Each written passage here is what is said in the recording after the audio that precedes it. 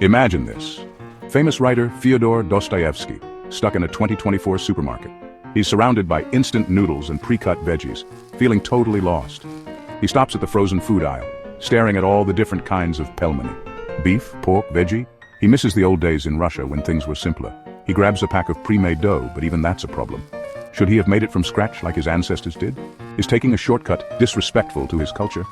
These thoughts bug him all the way to the checkout line.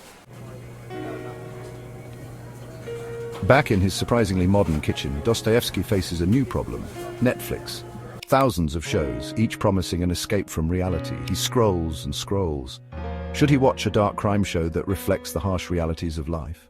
Or maybe a funny sitcom for a break from all the seriousness?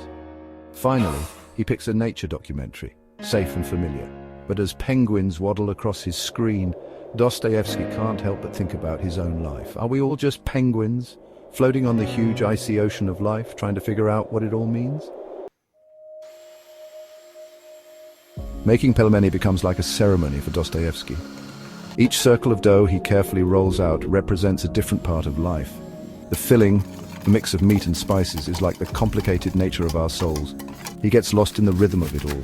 He pinches each pelmeni shut with care. It's a simple act, but it feels important. Isn't this how we go through life, he wonders, taking bits and pieces of our experiences and trying to make something meaningful out of them? Finally, it's time to cook the pelmeni. As they float to the top of the boiling water, Dostoevsky thinks about the act of cooking. Is it about creating something or destroying it? Is it a celebration of life or a reminder that life is short? He carefully takes them out of the pot, each one a tiny package of possibility. He takes a bite of the first one.